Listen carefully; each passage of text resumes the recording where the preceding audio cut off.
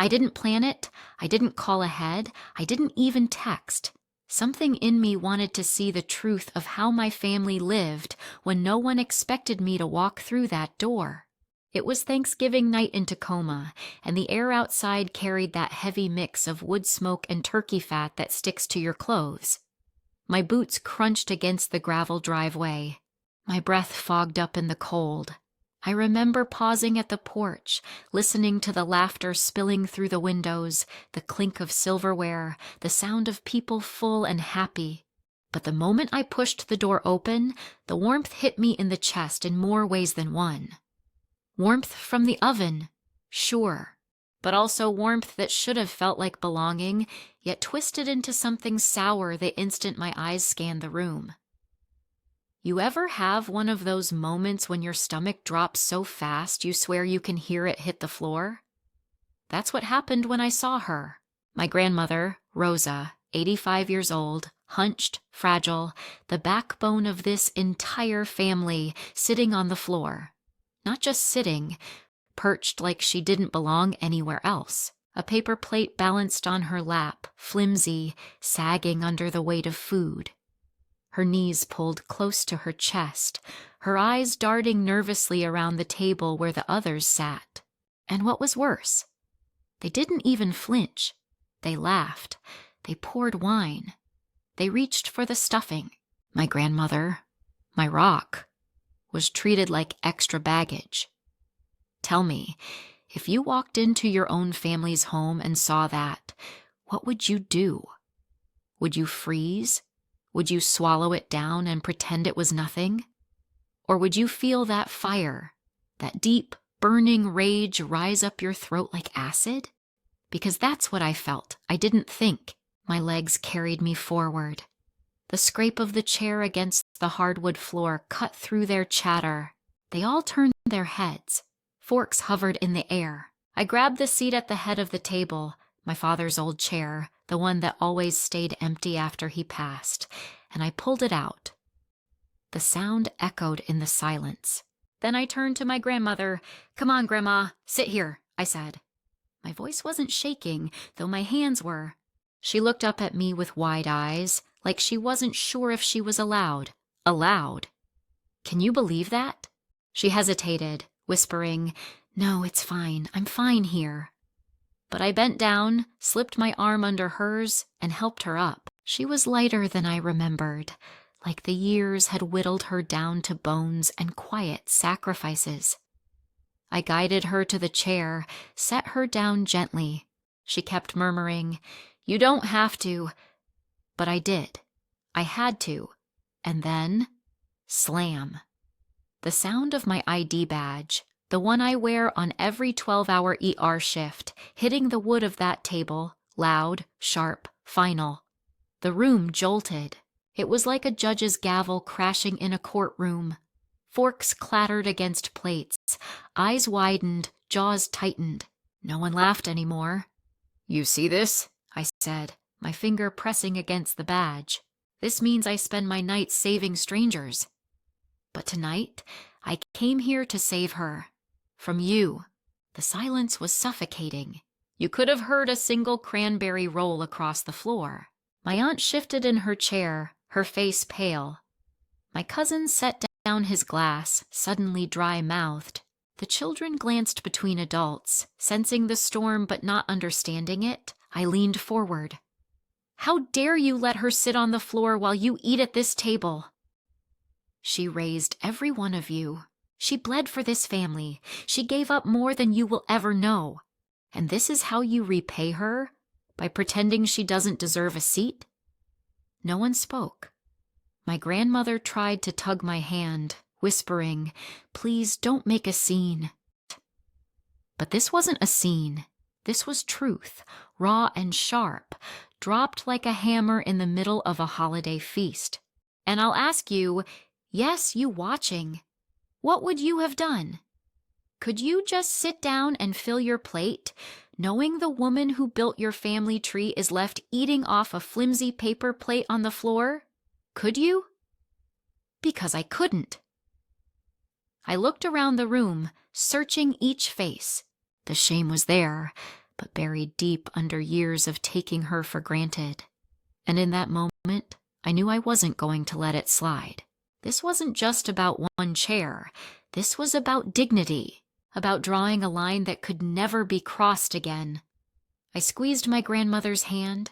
She trembled, but for the first time that night, she was at the head of the table, and I swear, I saw a flicker of something in her eyes. Confusion, gratitude, maybe even relief. The others? They avoided my stare, but the silence told me I had their attention. The badge gleamed under the light, a symbol they couldn't ignore. That was the night I decided enough was enough.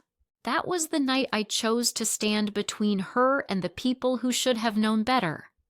And if you're listening now, if you've ever seen someone you love pushed aside, treated like they didn't matter, I need you to ask yourself, what would you do?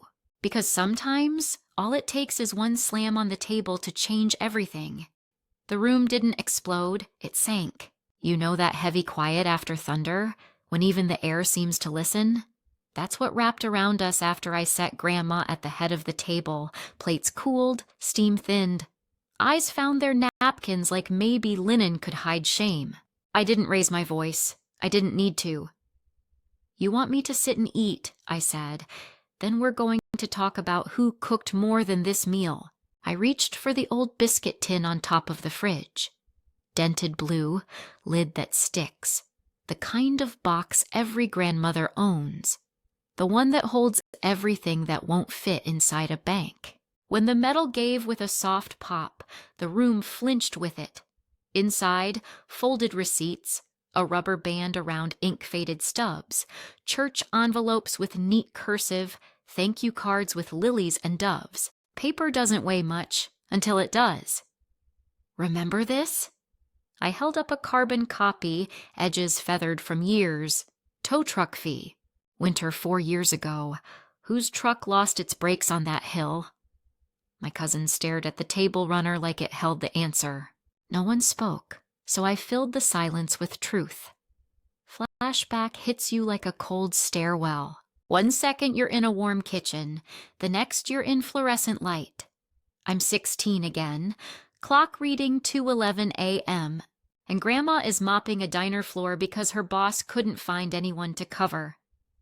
Grease Pop still hangs in the air, and she hums old hymns off-key, shoes squeaking, hands red from bleach. She stops when she sees me studying at the corner booth, pushes a plate of day-old pie toward me with that look, eat, baby, or I can't think straight.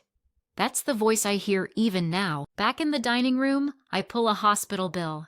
ER intake, spring after the feed store accident. Deductible, paid in full. I look at my cousin again.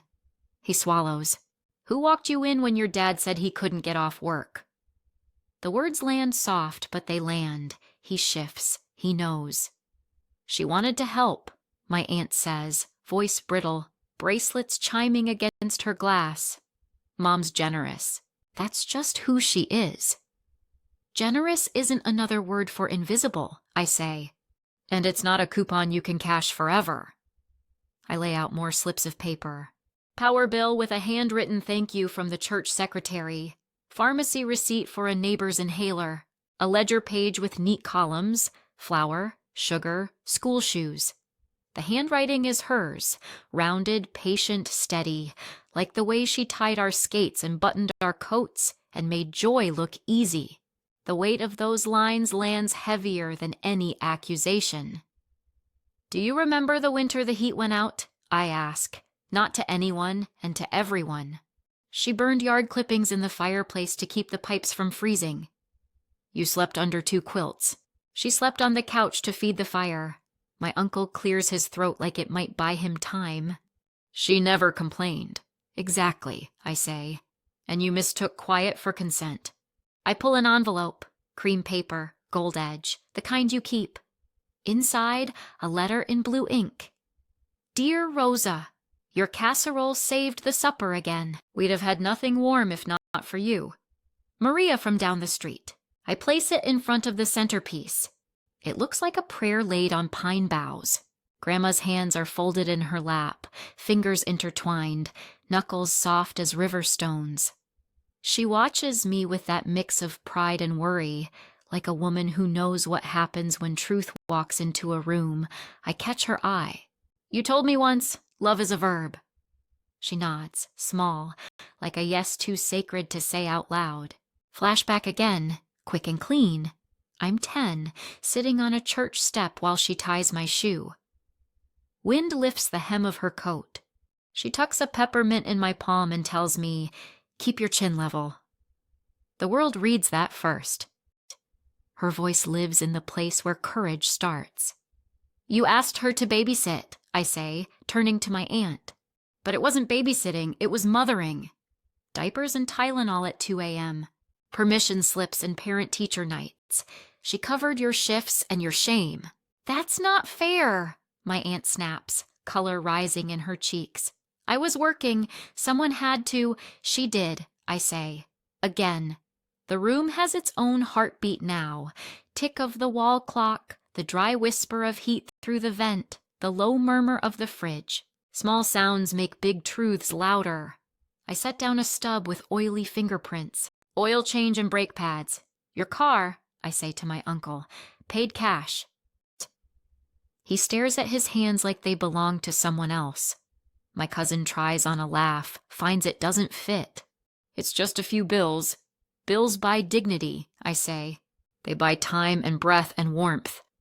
They buy one more hour of not falling apart. You wonder how resentment grows. It doesn't roar, it accumulates. It's the extra chair dragged across the floor at midnight, the extra plate washed when no one notices, the extra 20 slipped into someone's palm with the phrase, "Don't tell your mother." It's 1,000 small yeses that never get a yes back. I slide a thin postcard from the bottom of the tin. The postcard is from a former coworker, a woman who lost her husband and her job in the same month. "Rosa, thank you for the envelope. I didn't know how to ask. E." My grandmother doesn't meet my eyes. She stares at the steam lifting off her tea like she can read a softer story there. "Why are you doing this?" my aunt asks.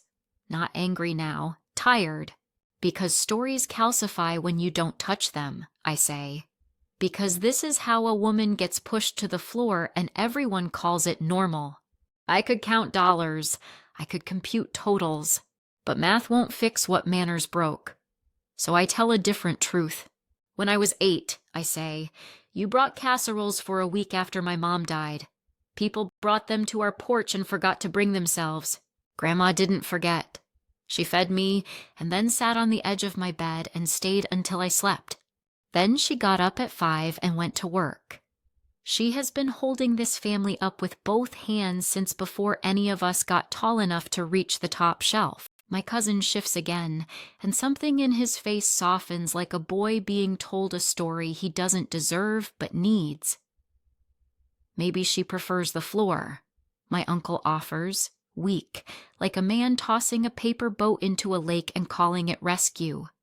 I don't look at him, I look at her. "Did you prefer it?" Her gaze flickers, not to me, but to the window, as if the glass might grant her an exit. She doesn't answer. She doesn't need to. The answer is in the way she pulled the napkin over the stain on her dress. It's in the way her knees creaked when she rose. Silence can be a confession when the room knows how to listen.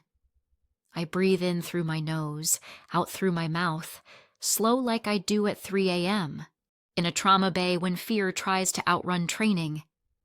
"Here's what matters," I say. "Consider the ledger, not the money, the motion. Every entry is a verb: covered, paid, drove, sat, watched, waited, held. Find me the entries where you did the same for her. No one moves." In that stillness, I can hear the porch swing creak in the wind, a sound like an old hymn remembering its own tune. Flashback, quick. Grandma at her sewing machine, thread rattling, green light blinking, stitching my name into a borrowed jacket when I got accepted into the program. "Stand tall," she told me. "Keep your chin level. The needle bit through fabric, steady as a pulse. She tied off the thread like she was tying a promise. I return to the table and lift a final envelope.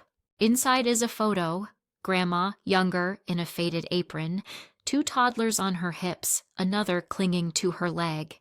She is laughing, head thrown back, eyes shut, like joy is the only thing that breaks even.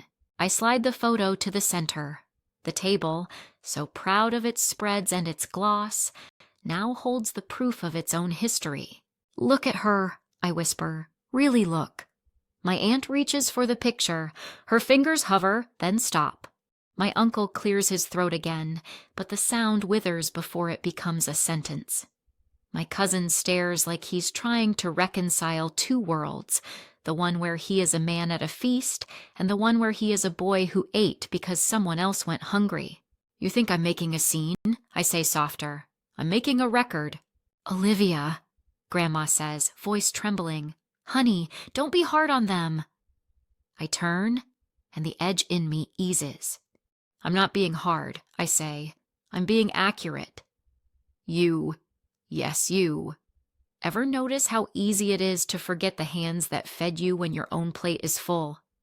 How quickly we rename sacrifice as personality and call it just the way she is. That's how we lose people while they're sitting right next to us. I gather the papers into a tidy stack and hold them like a book. "This is our chapter," I tell the room, and I'm done letting anyone skip it. Something loosens in the air. Not forgiveness, not yet, but the possibility of it. The first requirement for grace is grief. You have to mourn what you missed before you can bow to what remains. I set the tin down and fold the photo on top, face up, so she watches us watch her. "Eat," I tell them, and my voice is gentle because hers taught mine how. "But before you do, say what's true." Because until we speak it, she carries it alone. No one picks up a fork good. Let hunger do a small, useful thing for once. Let it make room for the taste of humility. I take Grandma's hand again. It's warmer now, stronger. There's a pulse in it that meets mine. A steady drum that says we are not finished. We are only beginning. And if you're still with me, if your chest is tight and your jaw is set and you're thinking about the people who held you up, ask yourself, who would show up in your box of proof? And who deserves to finally hear you say, out loud, that you remember? The tin closed with a soft click, and it was like a gavel coming down. No shouting, no tantrums, just paper, truth, and the quiet that follows a verdict. If you've ever watched a room take a breath all at once, you know the sound, thin, papery, uncertain. That's what we breathed. I set the stack of slips beside Grandma's plate. The edges lined up neat, like I could make order out of years of leaning on one woman's back. The chandelier hummed. The radiator exhaled. Steam ghosted off the green beans no one was touching. "All right," I said, and my voice surprised even me. Calm, level. The voice I use at 3:17 a.m. when someone's heart decides to argue with the clock. "We're going to be clear tonight." My Uncle Ray sank lower in his chair as if upholstery could hide him. My Aunt Cheryl held her glass with 2 hands like it was a church candle. My cousin Danny watched his fork. Everyone waited for someone else to take the first hit. "This isn't payback," I said. "This is accounting." The word landed. Accounting, not numbers. Wait. I drew a line down the center of a yellow legal pad I found near the phone. Left side.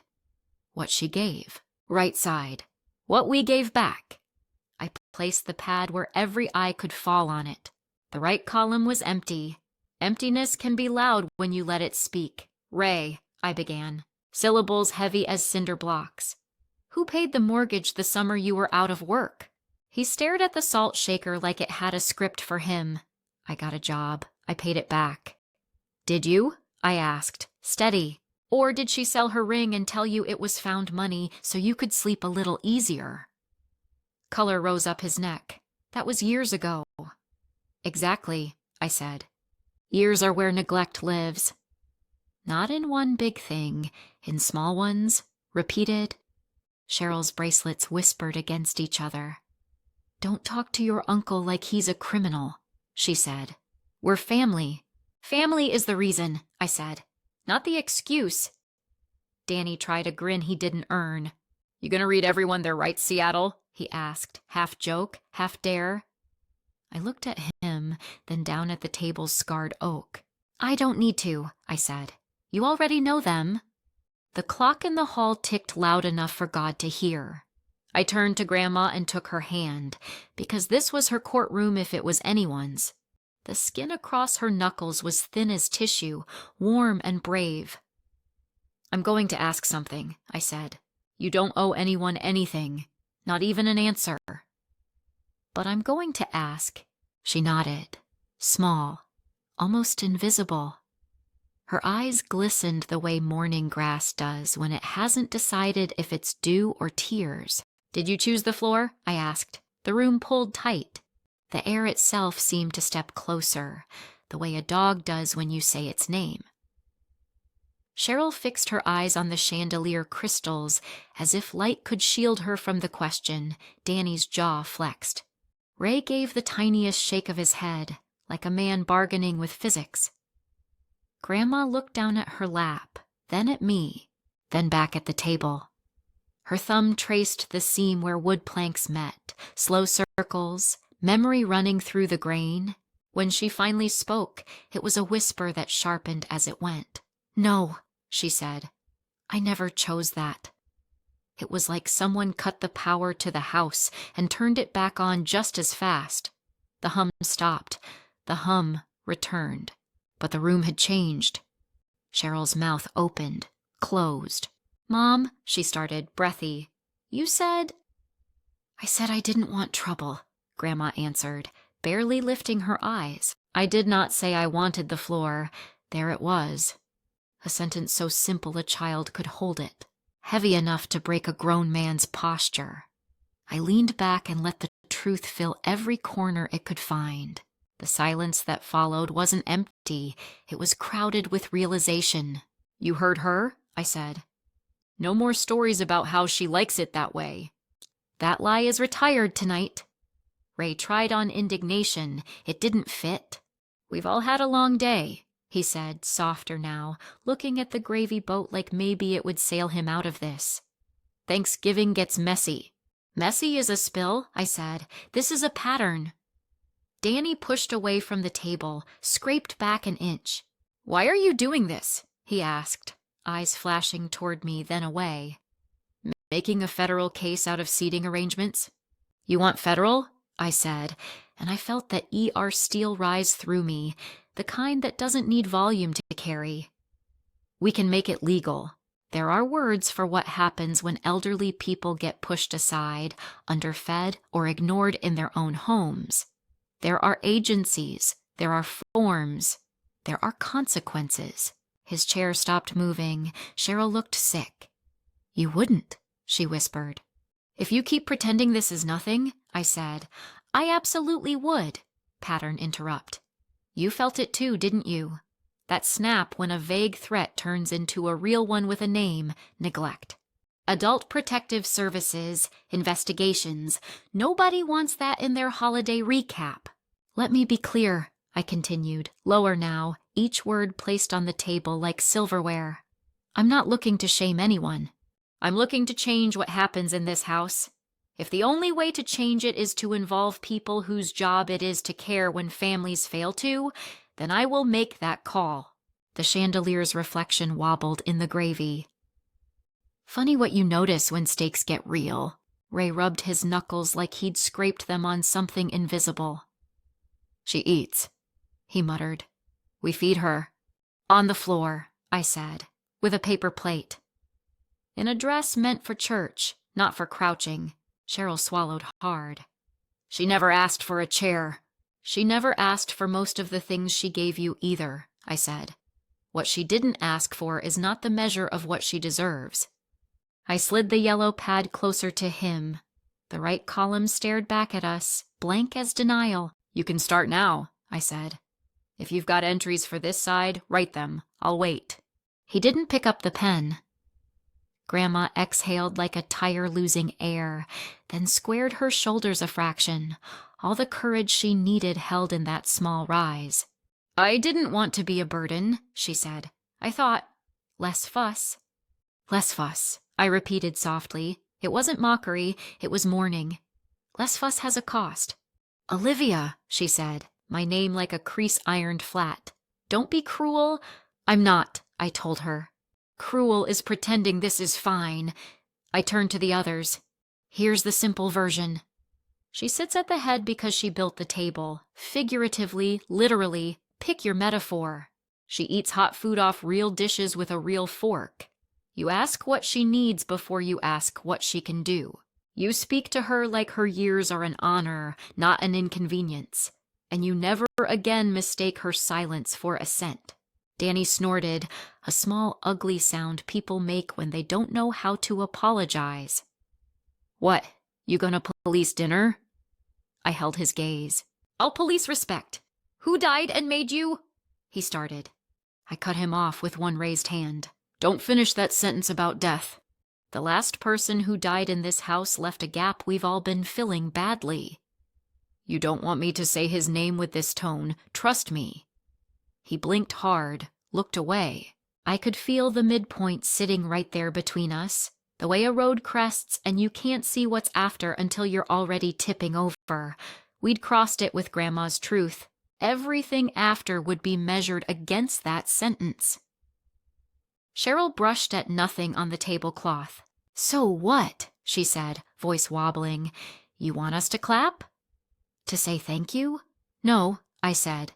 I want you to look her in the eye and use words that match reality. That's the start. Ray cleared his throat. Mom, he said, low, like a man in church when he's not sure if the mic is on. I didn't see it. Start seeing, I said, tonight. He nodded, once. Not a promise, a permission to try. I took a breath, let it out slow. Time to put the boundary in ink, not just tone. I need you to hear this, I said. If I come back and find her on the floor again, if I hear from a neighbor that she's being sidelined, if I see bruises, weight loss, empty pantry shelves while your plates are full, I will call Adult Protective Services. I will document everything. I will not argue with you again.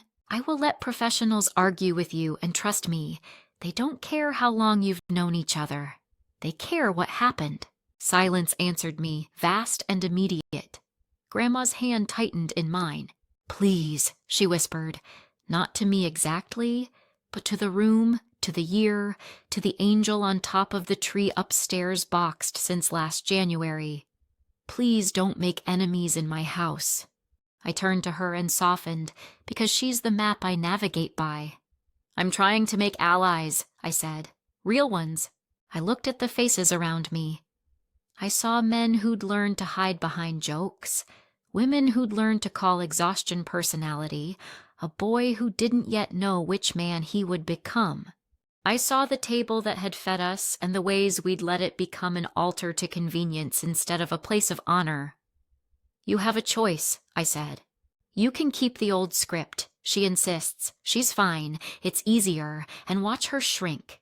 Or you can write a new one and grow backbones in the process. No one reached for their fork. The grandfather clock chimed the half hour, and the sound fell into our laps like a decision we could either hold or fumble. Even the fire listened. If you're still with me, if your hands are tight in your own lap right now, ask yourself, when the truth lands in your dining room, do you pass the rolls and pretend not to hear it, or do you clear the table and make space for what's real? I didn't blink. I rarely do when it matters. So, I said, steady, is this the house that puts its grandmother on the floor? Or is this the house that fixes what it broke? No answer, not yet. That's how trials work. Evidence, silence, deliberation. Choose, I said, and the word was a bridge. Tonight? If you need courage, borrow mine. If you need language, borrow this. And if you've ever watched someone you love made small, know this. You are allowed to draw the line. Tell me, how would you draw it in your house? And would you stand by it when the room goes quiet? No one moved. The verdict hung between us like frost in the air, visible, delicate, one touch from shattering. Then Ray cleared his throat, a dry scrape that sounded older than him. He didn't look at me, he looked at her. "Ma," he said, voice smaller than I've ever heard it, "I'm sorry." The words stumbled out, stubbed their toes on pride, but they made it across. I should have seen." His eyes stayed on the table as if eye contact cost more than the mortgage ever did. Cheryl's bracelets didn't chime this time. She'd folded them into her palm like she didn't deserve the pretty noise. "Mom," she whispered. "Me too." That was all. No excuses. The shortest possible bridge to a better place. Danny dragged in a breath and let it out with a hiss. "I messed up," he said, almost to his plate. I don't know what I thought. Adulthood sometimes sounds like that. Confession without poetry. I felt the room soften, not forgive, not yet, but soften the way bread does when you steam it back to life. Grandma blinked fast and lifted her chin, the tiniest gesture of a queen reclaiming her crown. She didn't gloat. She never did. She reached across the table and patted Ray's knuckles the way she used to when he was 10 and scab-kneed. "Thank you," she said. 2 words that weighed what they were supposed to. This was the moment I'd been walking toward since I stepped through the door. "All right," I said, and the words steadied the floorboards. "Let's put the rules in the room, so there's no wobble later."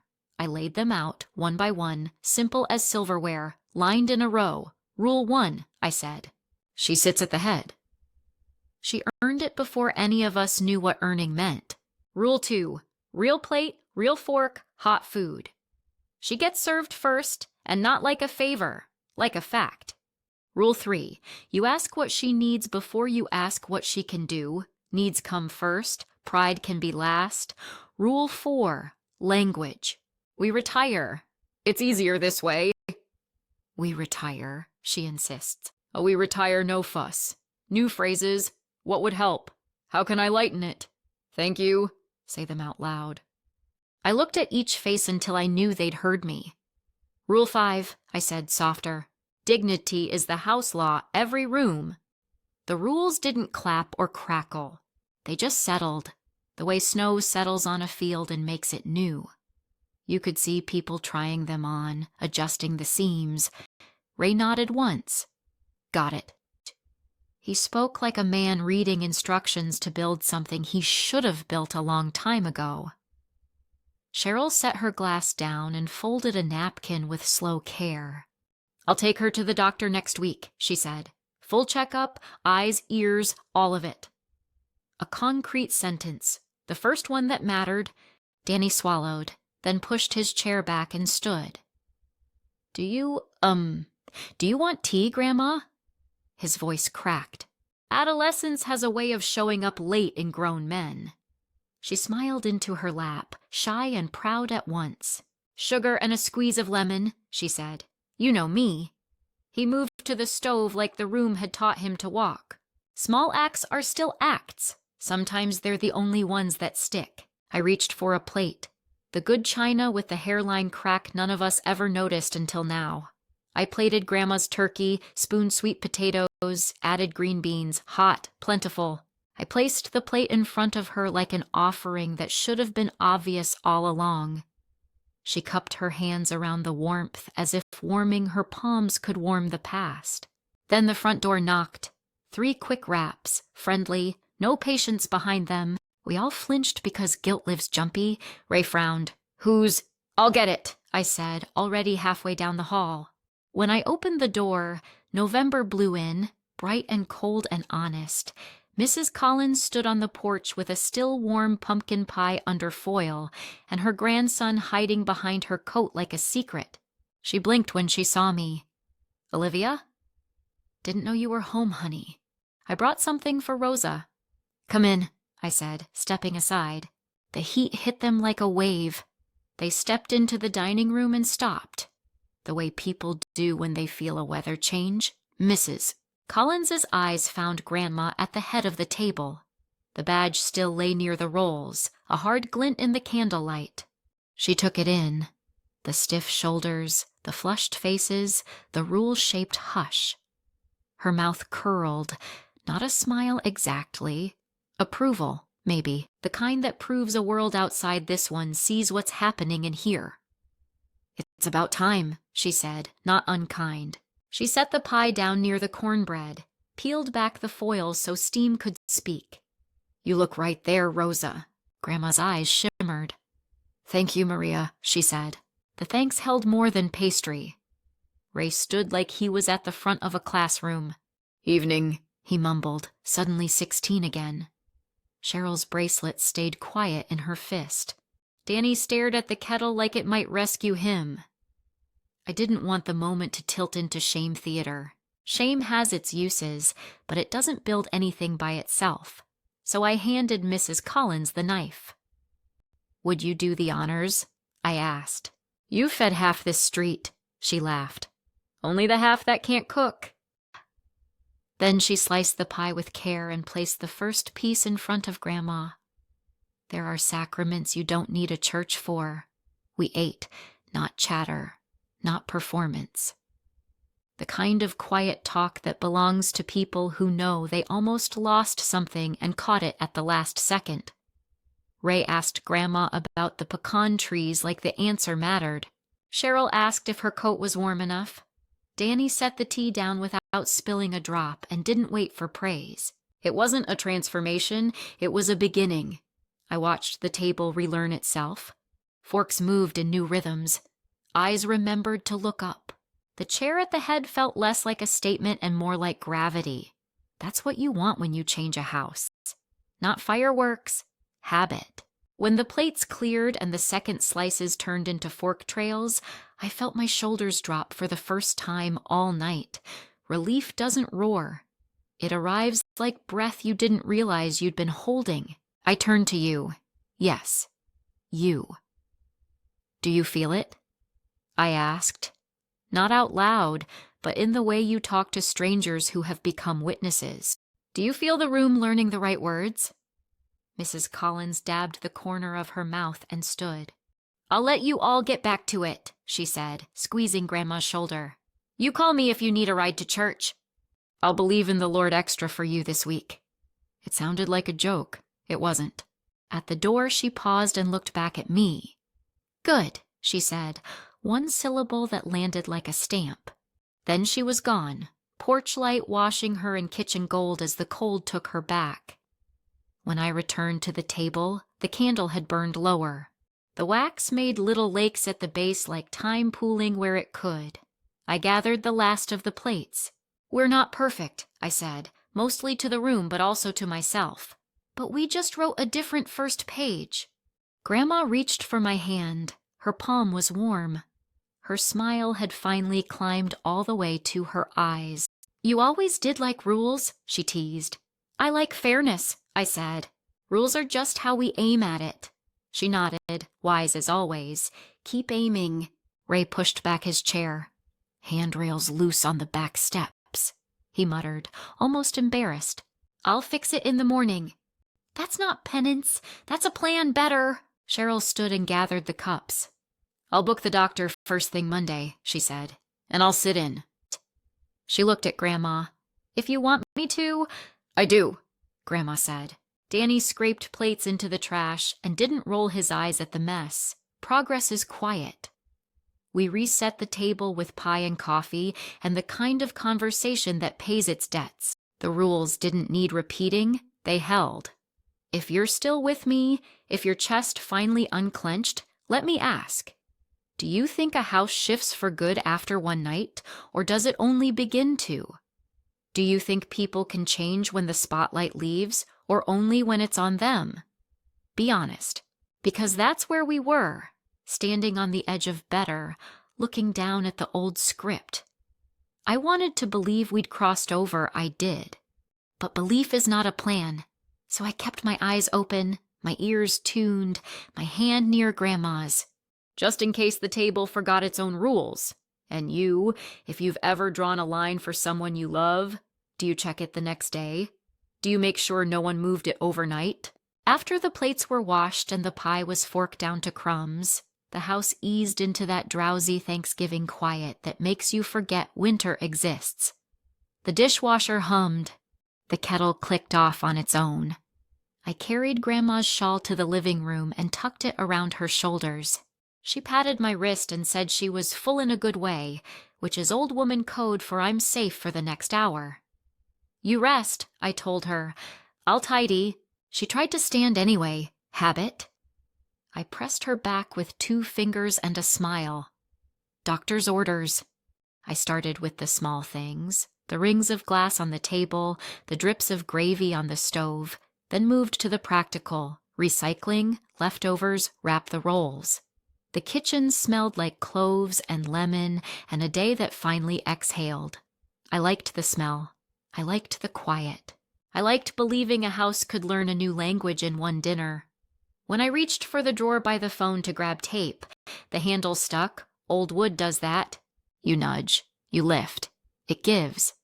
Inside, rubber bands, batteries, 3 twist ties that will never meet a bag again. And under the mess, the corner of something cloth-bound and sun-faded, the kind of blue that used to be royal, I pulled it out. It was an old credit union passbook, the kind you don't see much anymore. Heavy paper, cloth spine, edges worn soft as flannel. Grandma's name embossed on the front in letters that had given up being gold. My chest tightened the way it does when a monitor beeps in 3/4 time. Bank books hold more than money. They hold stories people don't say out loud. Grandma? I called, light, like I wasn't already halfway down a staircase I couldn't see the bottom of. What's this? She turned her head on the sofa, eyes going soft the way eyes do when they recognize a piece of themselves. Oh, she said, that old thing. Can I look? She shrugged the shrug of someone who has lived long enough to know paper tells the truth anyway. It's yours to see. I opened it at the kitchen counter under the good light. The paper crackled just enough to sound like rain. Each page was lined with neat columns, date, description, amount, balance, typed by an ink ribbon that left tiny ghosts at the edges. Early entries were tidy deposits, tax returns, overtime, canning money from when she sold preserves on Saturdays behind the church. Numbers climbed slow and patient, like a woman taking the hill one breath at a time.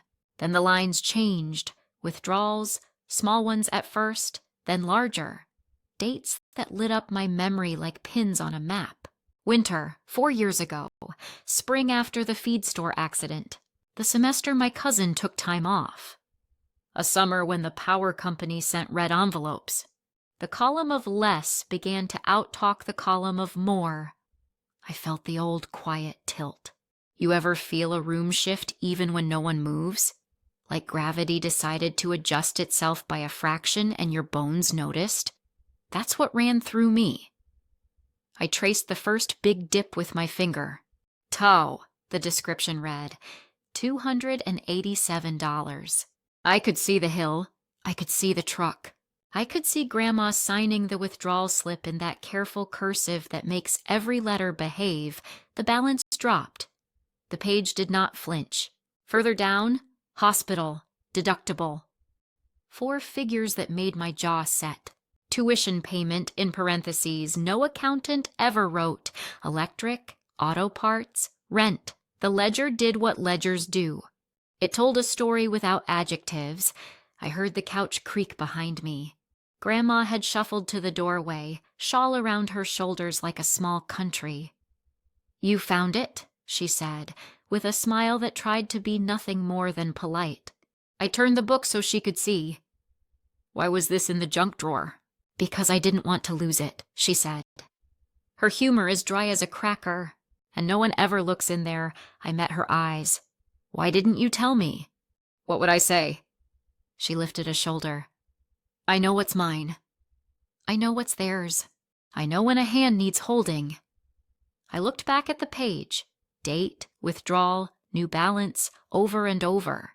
The math of love and the math of need racing each other to zero. You might ask why I didn't slam the book shut and march back to the dining room and start shouting names. You might picture me doing exactly that, but some discoveries don't want a siren. They want a stethoscope, I read. Page after page the pattern held. Deposits small and faithful, withdrawals that read like the minutes of a family meeting nobody attended. Sometimes there was a little note in the memo line, for C, for R, initials that matched faces in the next room. Sometimes there was no note at all, just a number that erased another number and moved on. Your heart ever ache and focus at the same time? It's a strange feeling, like a camera pulling tight on a wound. I kept turning pages. In the middle of the book, a deposit stood out, tax refund larger than the others, a spring where life was generous. The balance climbed. The next 2 lines took it back down. Dental, rent. You can hear mercy in those words if you listen long enough. Did they pay you back? I asked. The question came out quiet. It knew it didn't want to be loud. Grandma tilted her head. Sometimes, she said. Sometimes with money. Sometimes with a good Sunday. Sometimes not at all. Did you ask? She looked at the window like it held a better answer. Not more than once. I ran my finger under a date from last year and felt a small rip where the paper had given way to time. Why keep this at all? She smiled in that way that makes you forgive every stupid thing you're about to be angry about. So, I wouldn't forget I had enough when someone else didn't. So I could see where the Lord and I may do. I turned another page and found a cluster of withdrawals tight together, like weeks that refused to take turns. The balance thinned down to a number that made me swallow. A number that wouldn't keep a furnace humming through a cold snap. Not in this town. Where did the money go? Where did all of it go? Pattern interrupt. Right there. That question is a door. You can hear it creak open. You can feel the draft it makes. I flipped to the back. Newer entries, fresh ink. The credit union had switched to ballpoint at some point. The lines looked less like type, more like someone leaning hard with a pen. The dates here were closer to now. The amounts were heavier. My pulse ticked to match them. Who else has access? I asked, too casual to be casual. Joint back then with your granddad, she said, the way widows say a name and make a room hold it steady. After he passed, just me. Then she frowned, a tiny wrinkle line etching itself between her brows. And once when No, that was the checking. Oh, I don't recall. Memory is a generous host until it isn't. I reached for the envelope tucked inside the back cover. Every bank book has one. Receipts, customer copies, little pink slips with crooked carbon that stains your fingers if you press too hard. I pulled them out and fanned them on the counter like a magician who doesn't believe in tricks. Some were stamped with the teller's initials. Some had phone authorization scribbled across. One had the word proxy circled. My breath went tight. You know that feeling when the hallway gets longer the more you look down it? That's what the next 30 seconds felt like. I didn't understand everything yet, but I understood enough to know the room had to change temperature again. I closed the book, not with anger, carefully, like you lay a blanket over someone who dozed off in a chair. I turned to Grandma. May I keep this with me for a bit? Of course, she said. It's only paper. No, it wasn't. It was a diary written in numbers. It was a map of where love had gone under another name. The dining room carried the last heat of the feast. I walked back in with the passbook in my hand and a polite face on, because the next chapter always begins like it knows what it's doing. Ray had moved to the sink. Cheryl was scraping plates with the soft rhythm of someone keeping her hands busy so her head won't be. Danny scrolled his phone, thumbs flicking as if speed could shrink the room. Hey, I said, keeping my tone even, my cheeks warm. Quick question. Anybody know who's been helping Grandma with the credit union lately? Deposits, withdrawals, that kind of thing? 3 faces, 3 versions of blank. Cheryl smiled too fast. She goes with the church ladies sometimes. They make an errand of it, Ray shrugged. I drove her last month, he said. Just parked, didn't go in. Danny didn't look up. Why? I tapped the cover with my nail. A small sound. Enough. I found her book. Silence isn't empty. It's crowded. You can feel it lean in. Cheryl brushed a crumb off the runner. Is something wrong? I don't know, I said. That's why I'm asking. Ray frowned in a way that made me remember the boy he used to be. A boy who'd rather be told than guess. What's in it? Histories, I said. Pages of them. I didn't flip it open. Not yet. I wanted the weight to sit in my palm a second longer. I wanted the room to breathe what I was breathing. Suspicion, yes, but not accusation, not yet. You can't unsay a name once you say it in a house this small. Grandma stood in the doorway again, shawl drawn tight. Her eyes moved from book to faces like she was reading subtitles. Everything all right? She asked, and somehow the question made me want to make it so. We're just making sure you're taken care of, I said. She nodded. I always am. She meant it. She's not a liar. She's just generous with the benefit of the doubt. I set the book on the table next to the centerpiece, next to the rules we had just agreed to, like a fresh coat of paint. This was different paint, primer. It stung the nose. Here's my thought, I said. Tomorrow I'll take you to the credit union, Grandma. We'll get a printout. We'll make sure everything matches. No blame, just clarity. Clarity's fine, Ray said, though he said it like it tasted bitter. Cheryl nodded too quickly. Of course. Danny finally put his phone down. What's the big deal? I looked at him and didn't blink. Money is food, heat, medicine, keys. It's not a big deal, it's the deal. He leaned back in his chair. You think someone's stealing from Grandma? I let the question hang like a coat you haven't decided to keep. I think I found questions we owe answers to. The passbook sat between us like a quiet witness. Night pressed against the windows, black and glossy. The house creaked the way old houses do when they realize you're not going to let them keep their secrets. You feel that shift? The one where relief turns into resolve? Where a good night becomes a necessary morning? Stay with me. This isn't over. We set rules for the table. Now we're going to set them for the bank. And if you've ever opened a drawer and found a truth you didn't expect, tell me in the comments. What did you do with it? Did you look away or did you turn the page? Morning didn't come. It just felt like it.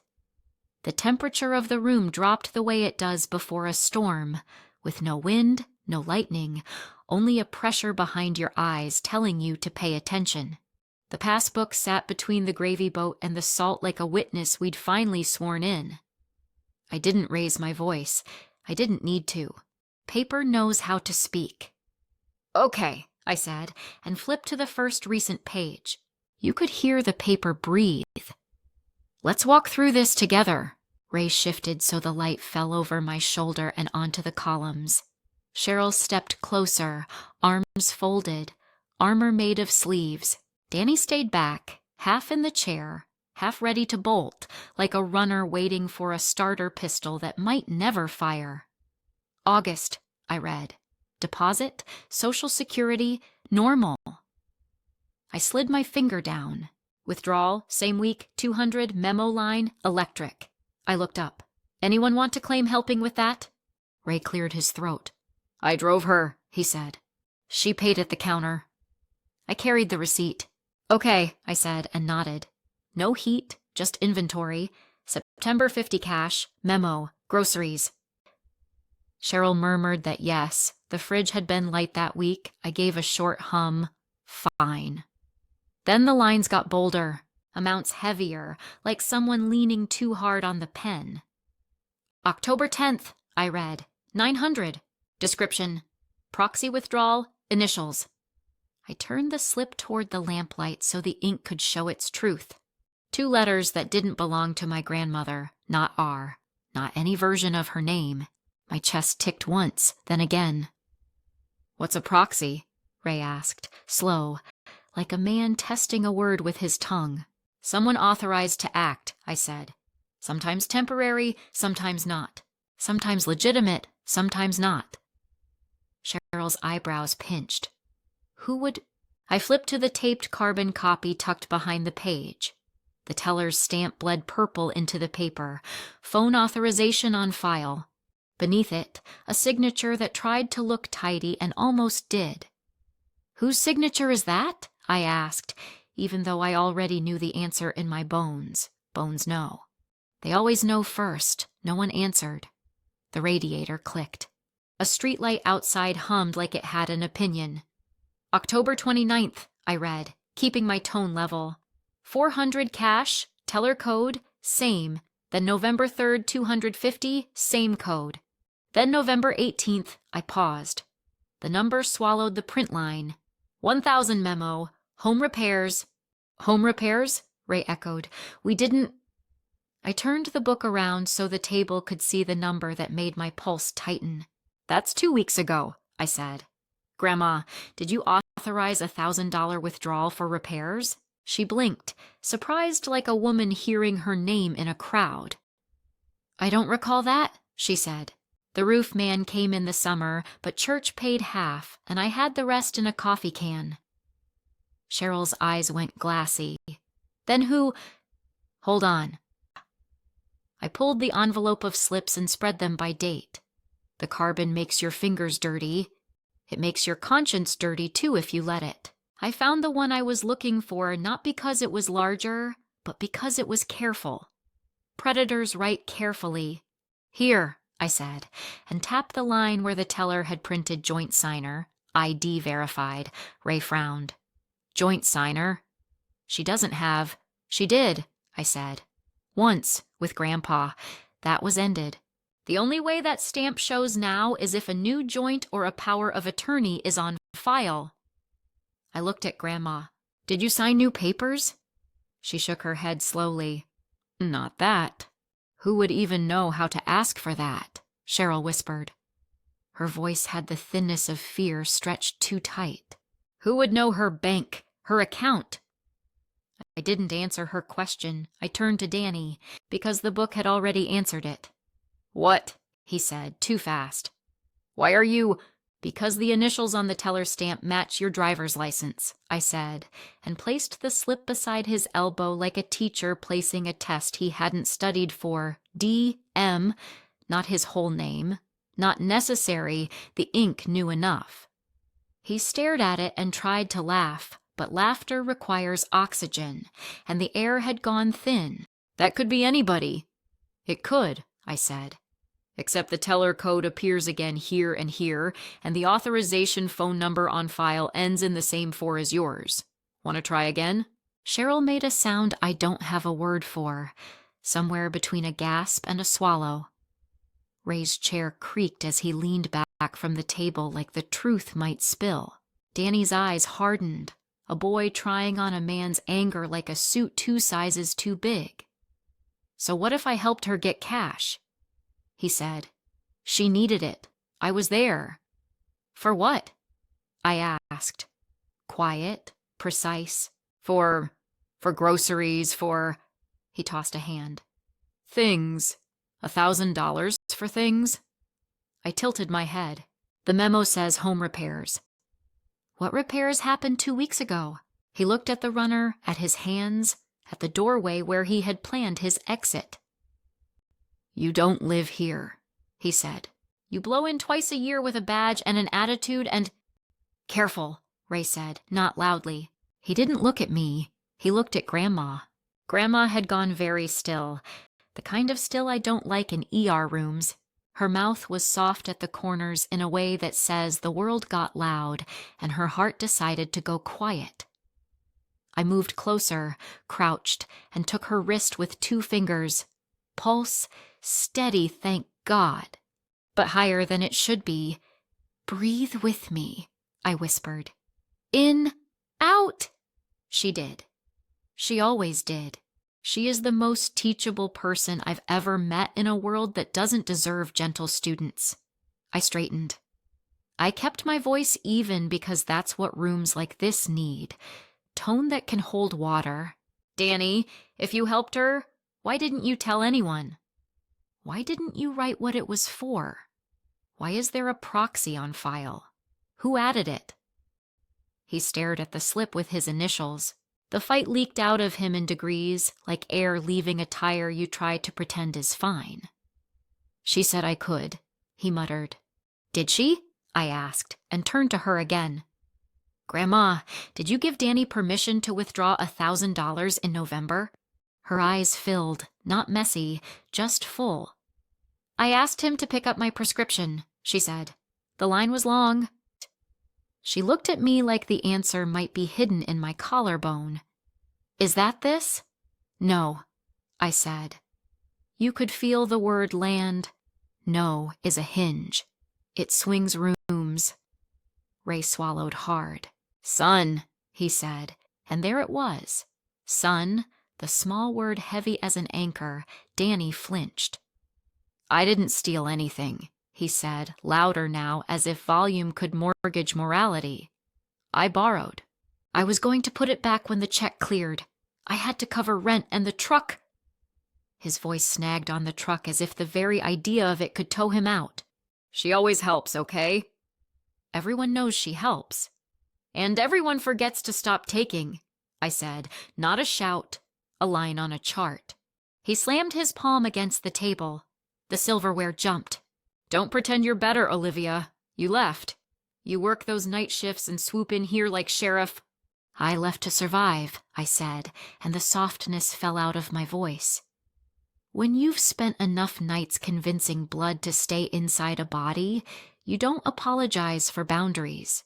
I left and I send money and I show up and I keep my eyes open. That's what grown-ups do. They don't empty their grandmother's account and call it a favor. He stood so fast the chair legs squealed. "It's $1,000. "It's heat," I said. "It's insulin. It's brakes that don't fail on a hill. It's the difference between I'm fine and I'm not sure what to do." Cheryl's hand flew to her mouth. "You didn't," she whispered, looking at Danny. "Tell me you didn't." He couldn't answer. The skin around his eyes tightened. When boys are little and guilty, they hide behind furniture. When they're grown and guilty, they hide behind indignation. Either way, it looks like retreat. Grandma's voice broke the tension like a thread snapping. "Baby," she said to him, the word so gentle it almost forgave him on its own. "If you needed help, you could have asked." He looked at her then. Really looked. And what he saw, small shoulders, shawl, the hands that sewed his Halloween costumes and held him at 3 a.m., made something in his face crumple. "Don't," he said. To her or to himself, I couldn't tell. "Don't do that voice." "What voice?" she asked. "The one that makes me a kid," he said, and swallowed hard. "I'm not a kid." "Then stand up like a man," Ray said, and it wasn't cruelty. It was a rope. Silence stretched, thin and musical like a wire. Outside, a car door thudded somewhere down the block. Inside, the clock ticked its truth. I tapped the last slip, the one that had sat like a snake under a leaf. "November 18th, I repeated. 1,000 joint signer. Tell me where it went. No metaphors, no maybes. Where?" He stared at the numbers. He licked his lips. He tried to turn the word into something else and found he couldn't. "Rent," he said finally. "And the truck. Receipts?" I asked. He shook his head. "It's cash." Ray shut his eyes like prayer might make evidence appear. Cheryl stepped forward, voice climbing an octave. "You cannot do that," she said, each word a fence post.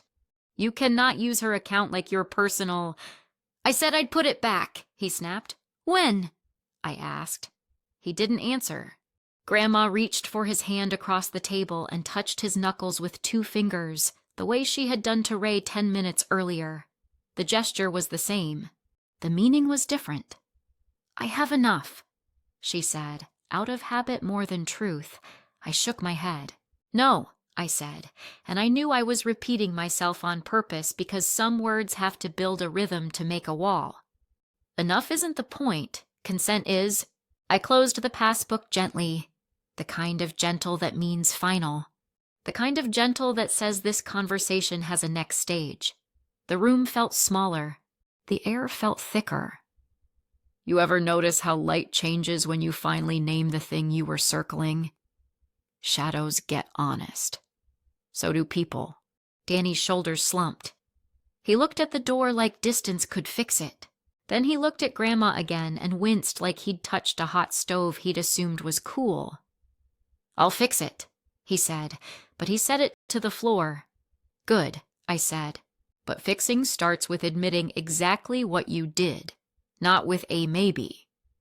With a sentence that has a subject and a verb and your name in it, he lifted his chin. I took the money, he said, each word clunky on his tongue. I took it. And you didn't tell her, I added. And I didn't tell her, he echoed, eyes going wet in a way he tried to blink into anger and failed. The kettle clicked, empty and useless. Funny, the sounds you notice when a house learns a new truth. Grandma wiped at the corner of her eye with her thumb. We'll figure it out, she said. She always says that. It's her blessing and her flaw, I breathed in, slow. I could feel the next thing building like weather on the horizon.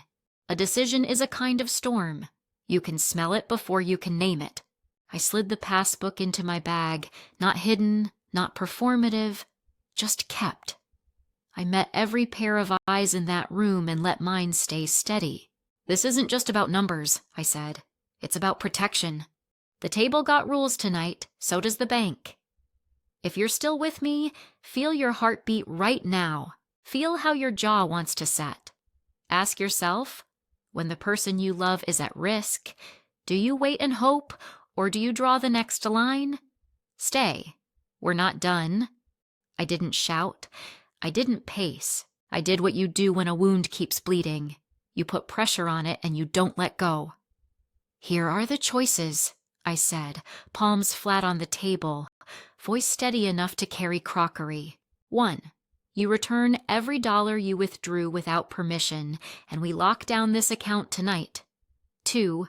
I file a fraud report, call Adult Protective Services, and we let the system garnish your pride along with your pay stub.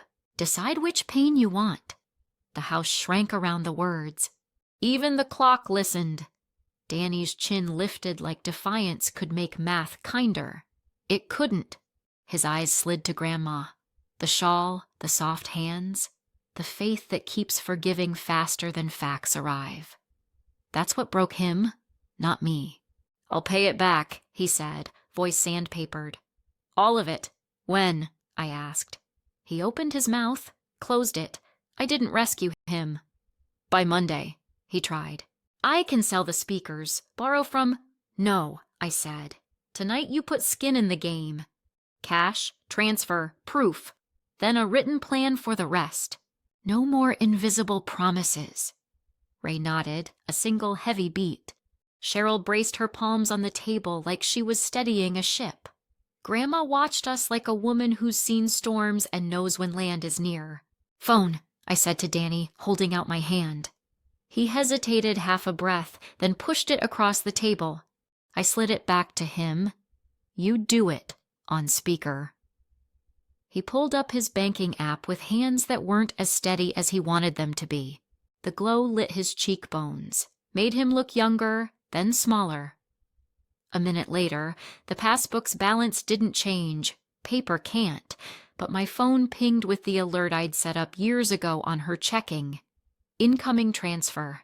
$600 from D.M. It wasn't all of it. It was blood on the gauze. Keep going, I said. He swallowed. Called his friend.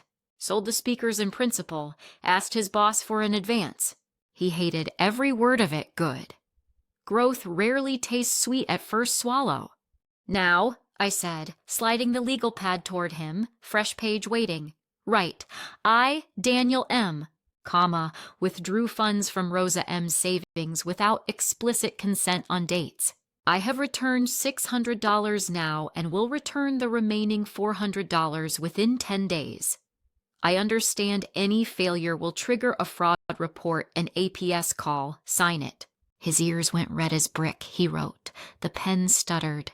Letters leaned like tired men. He signed. His hand shook. I initialed. Ray initialed. Cheryl initialed. We weren't ganging up. We were building a wall that could hold. I turned to Grandma and sat eye level with her. "Is this what you want?" I asked. "Not what's easiest, what's right." She took a breath that sounded like it had been waiting at the edge of her chest since morning. "I want to stop being surprised by what hurts," she said. "I want my yes to mean yes again." "Then we do this," I said. "And we do one more thing." I pulled a sheet of paper from the bottom of the biscuit tin, the back of an old church bulletin would do, and wrote in block letters so no one could pretend they misread it. Effective immediately. All withdrawals or transfers from Rosa M's accounts require Rosa's in-person consent and a second verification from Olivia M. RN. Any proxy or joint access granted in the past is revoked. Was it formal? Number. Would it scare off any helpful teller who liked to bend rules for familiar faces? Yes. Sometimes paper is less about law than about momentum. "Sign with me," I said to Grandma. I wrote her name carefully beneath the statement, leaving room for her slow script. She signed, each loop patient and proud. Then I signed below as witness. Cheryl rummaged for the date stamp the church ladies had left here last Easter and thunked today into the corner like a seal. "Tomorrow, we take this to the credit union," I said. "We freeze the account, remove any proxy notes, set up alerts to me, and move your savings to a new member number. No debit card on that account. Passbook stays in my fireproof box or in your locked drawer. 2 keys, yours and mine." Cheryl exhaled like she'd been under for a long time. "We'll go with you," she said. I shook my head. "We'll go," I said, nodding at Grandma. "You two can meet us at noon if you want. This first part is hers." Ray took that in without offense. "I'll change the locks on the back door tomorrow too," he said, eyes on Danny. "Not because I don't trust you, because I love my mother more than I love your feelings."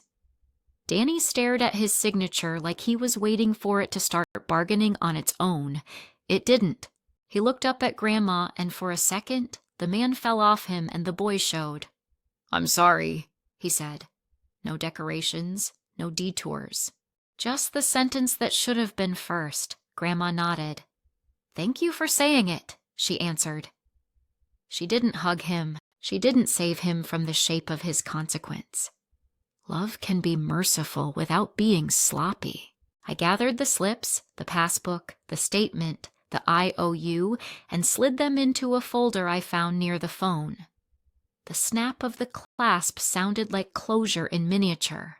You ever notice how a house changes temperature when a plane arrives? The walls stop echoing, the floor stops tilting. That's what it felt like. Not a miracle. A thermostat set to humane. We made coffee. We didn't toast. We didn't deserve celebration. We deserved caffeine and quiet. I poured Grandma a small cup and watched her warm her fingers on the ceramic. The color had come back to her face. Not all the way. Enough.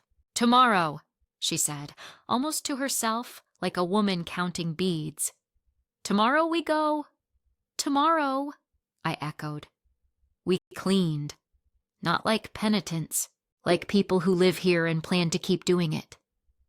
Ray took the trash out and stood on the porch an extra second, breathing the kind of cold that scrubs thoughts. Cheryl put foil over the pie like a mother tucking in. Danny wiped the counters without waiting to be asked. A small miracle, sure, mostly muscle memory from the boy we were trying to reteach. When I finally walked Grandma to her room, she sat on the edge of the bed and smoothed the quilt like you do when you want the world to know it's welcome if it behaves. I knelt to untie her shoes. She put her hand on my head. "You always were the stubborn one," she said. "Accuracy," I said, smiling. "Not stubbornness?" She laughed, a soft bell. "Call it what helps." I turned off the lamp and left her door cracked the width of a breath. The house settled. It didn't relax all the way. It won't for a while. That's fine. Healing creaks.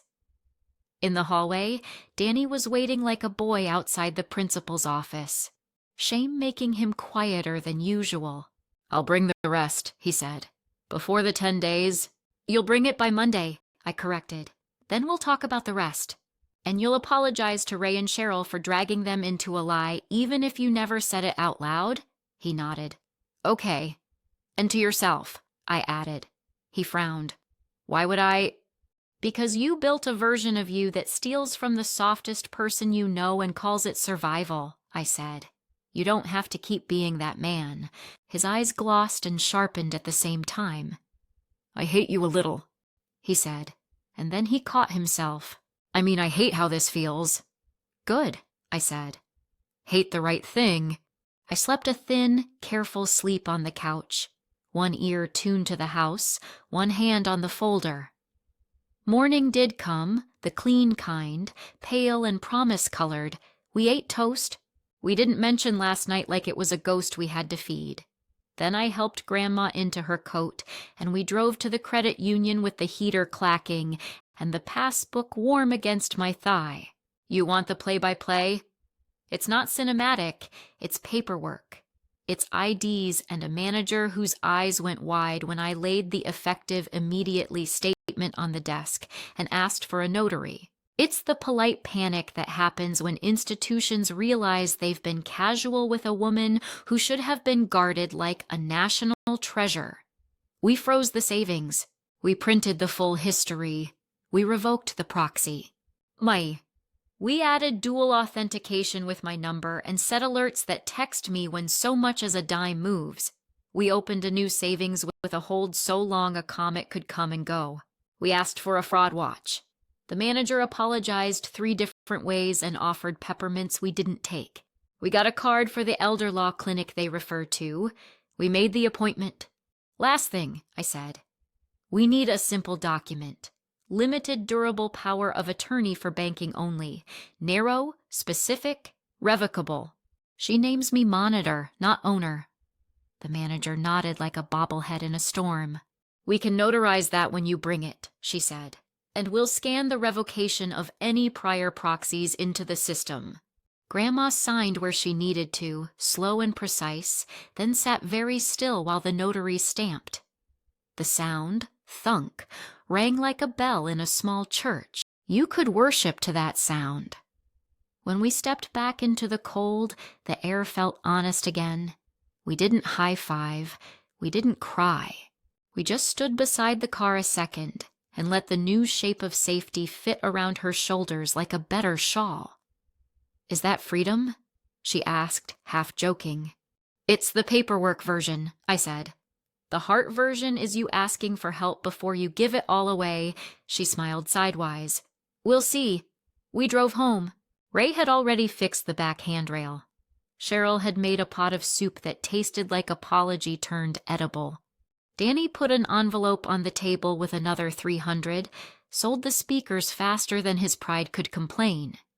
He didn't announce it. He just placed it dead center, like an offering. We ate. We didn't talk about money while chewing. We talked about the weather, the way people from the Pacific Northwest always do, as if rain and sun are where you practice honesty before using it on each other. When bowls were empty, I slid the folder to Grandma. "All yours," I said, tapping the cover. "You hand it to me when you want backup, not before." Trust isn't a lecture, it's a handoff. She took it, thumb rubbing the edge. "I'll call you if I need a line," she said. "You'll call me before," I corrected gently, and she nodded the nod of a woman learning a new habit at 85 because love asked. "Look, I know you want fireworks here, a sweeping speech, a family hug, maybe a choir. Real life isn't a montage. It's a series of small signatures that add up to a new contract. We got ours. We earned it. We'll have to re-earn it next week and the week after. That's fine. That's how dignity works. Not as a trophy, as a practice. If you're still with me, if you've been carrying your own passbook of grudges and good deeds, here's your gentle shove. Write your rules, out loud, on paper, in front of the people who need to hear them, and then ask your house the only question that matters. Are we protecting the softest person here, or are we letting the world harden them in our name? Tell me in the comments. Would you have filed the report, or would you have done what we did? Pressure, plan, paper, grace. And if you've had to be the bad cop to keep someone safe, how did you survive the names people called you on the way to better? The last thing I did that night, after soup, after new locks, after the envelope and the second signature, was tuck Grandma's chair in by the table. It didn't look symbolic anymore. It looked normal, like gravity, like the way things are supposed to be. Sometimes justice isn't loud. It's a seat that's never empty again.